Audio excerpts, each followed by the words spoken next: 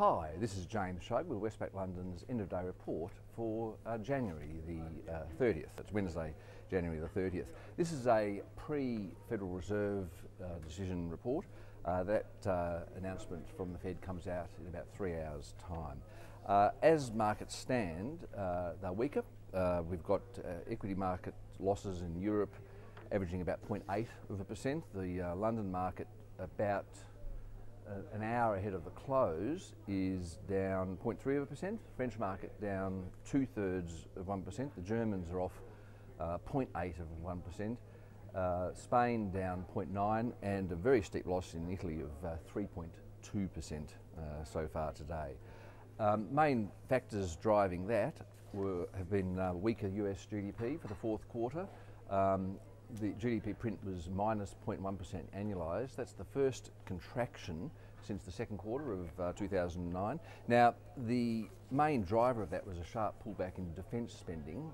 That meant that government spending subtracted 1.3 percentage points from the growth bottom line, on top of a 1.3 percentage point drag from inventories and a 0.25% drag from net exports. That pretty much offset accelerating business investment spending, residential investment spending and consumer spending. So the private spending numbers are actually stronger in the fourth quarter, but the drag from government inventories and exports was more than offset that stronger spending growth.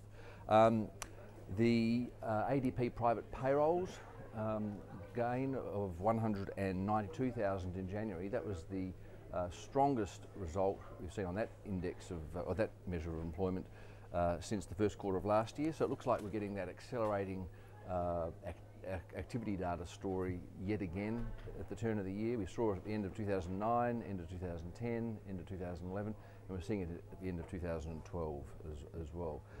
So what basically seems to be happening is we get stronger data on jobs, housing, retail, etc., and then it loses momentum a few months into the year. It remains to be seen whether that happens in 2013, but certainly it's happened over the past 3 years.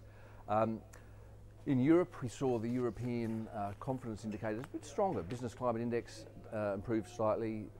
Economic confidence was stronger in January. But if you look at the national detail, particularly on today's retail surveys, for example, France looking very weak compared to an accelerating German story, and we're seeing that in a range of indicators. That's something that markets might focus more on going forward. And stronger credit data in the UK, household credit figures. So that was the main data. As I say, markets down, particularly focusing on that US GDP report. The Dow at the moment is down 0.2%. As I say, that's at 4 o'clock in London. We've got an expectation, I suppose, that the Fed will maintain their policy stance, that is, continuing to buy 80-odd billion a month of securities, mortgage-backed securities and treasuries,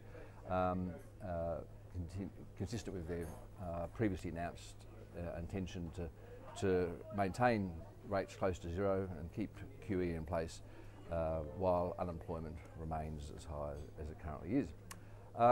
So, not much need to say more than that until we see the Fed. Just a quick wrap up of commodities and currencies. The oil price down 0.1% today, $97.43 a barrel. Gold up 1.2%, $1,681 an ounce, and copper up 1.4%, 374 cents a pound. Aussie dollar 1.042 against the US dollar, down around 0.5% since we had that weaker US GDP number. Okay, I'll leave it there for now. Won't do a report straight after the Fed, but there'll be another one to watch for this time tomorrow. Okay, speak to you soon.